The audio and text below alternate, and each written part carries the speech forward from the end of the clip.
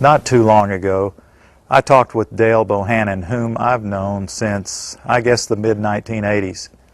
And he told me something very interesting that he found back in the fall of 2000 while he was on a business trip. Listen to this, folks. I was pulled to the side road, which was a new cut gravel dirt road in front of a business, a builder supply business, actually top-notch builder supply in Madison, Georgia. To my right, this was previously was a soybean field, and this little new cut road divided this field, and the right side of the road was filled with which I thought was portable toilets. I never looked at them that close. Same in color, maybe black, but which was an odd color. And I was sitting there going over my notes, and a van pulled alongside of me that turned out to be the property owner. And he greeted me, and he was by himself, and so we had a good little dialogue there, and I asked him about the field of black boxes. What were they? Because I'd never seen anything like that, and his statement was that if he told me, I would be one of few people in Madison, Georgia that knew about them. And he says they're disposable coffins, I believe he told me. And he says there's 100, at that time, he said there was 125,000 there. And they were stacked, he told me, 15 high. I asked him who owned them, and he stated that the CDC owned them and that they were leasing his land for storage. And he said his brother worked with the CDC in Atlanta and had been asked by the CDC to do a 3-year extension to place temporary morgues all across the nation. So in January of this year, 2005, we decided to drive to beautiful Madison, Georgia and take a look for ourselves. It was on a Sunday and no one was around, with the exception of this one pickup truck that was coming out the narrow road that we were going in on next to this field. We flagged down the pickup truck, and it was providential that the driver of this pickup truck turned out to be the son of the man that owned this field. So naturally we started asking him questions. And he told us that not long ago there had been as many as 500,000 of these grave liners or disposable coffins. We asked him for permission if we could look around, and he said yes, so we did. We're just getting an idea for the size of these boxes. What could these boxes be used for? Well, they're called casket liners. And that's an interesting term, isn't it? It's a casket liner. When I first heard the term casket liner, I thought perhaps a lining for a casket. But this is too big to be on the inside of a casket. So certainly this could be used as a casket. This is an inexpensive casket. And you can see the size here. There's lots of room.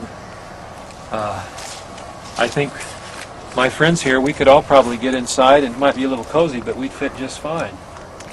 Which tells me that these liners can be used for more than just one. And one more time, what kind of liners are these? Casket liners. These are casket liners. That's what the man said. That's what the man told us. And we're told that there are about, well, there were about 500,000 out here. Later, as I went back to my home office, I spoke of it there, and of course people usually don't want to hear too much about this kind of thing. So it's never been mentioned, publicly, except just here and there. because most, like I said, the reaction I got, people didn't want to know about it, the few people that I spoke to, and so I just dropped it. And until I went to a luncheon, a fundraiser for Representative Saxby Chambliss. He was running for his second term for the U.S. House of Representatives. And it was a crowd, probably 100, maybe 150. It was congressmen, senators, state senators, and mayors. There was one table we probably had 2 3-star generals and a couple of 1-star with their spouses. So it was a real high-powered meeting. But the keynote speaker was a congressman, and I don't remember his name. He'd just been in the House for a long time, and he was the chairman of the Armed Services Committee. And so he just spoke in behalf of Representative Chambliss and the importance of having him on board to be reelected due to our threats. But it had to do with the nuclear devices that was missing from the old Soviet Union, and that had gotten into terrorist hands, and it was, the emphasis was on the critical state that we face in this country. And he said we could lose tens of millions of people in the next decade, and he used those terms, due to a nuclear strike on U.S. soil.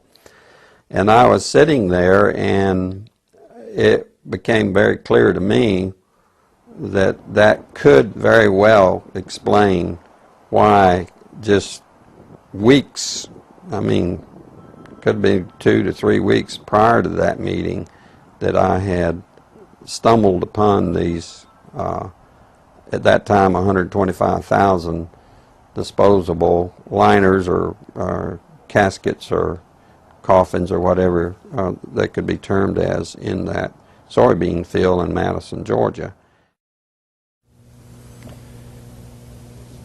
Did you catch what he said, friends? At this high-powered meeting, it was in Perry, Georgia, near Robins Air Force Base, the largest employer in the state of Georgia, Robins Air Force Base. The chairman of the Armed Services Committee was the keynote speaker. The chairman of the Armed Services Committee, whoever that may be, used to be Sam Nunn of Georgia, from the district I was born and raised in. Whoever that chairman is generally one of the most powerful men in Washington. And I can't remember the chairman's name at that time myself, but he said, this was in the year 2000, I believe, that in the next 10 years, possibly due to nuclear strikes, tens of millions of people could lose their lives. And we've just read what our prophet said. Now, what we've just seen is one United States city outside, this is Atlanta, it has a metropolitan population area of roughly 4 million people. So this is one field outside of one U.S. city,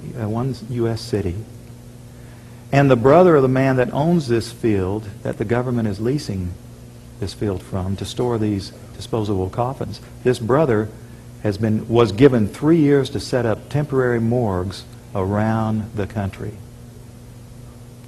Now, we found the website that we think these disposable coffins were made at, and we noticed that the lids that they're advertising on the website were rounded.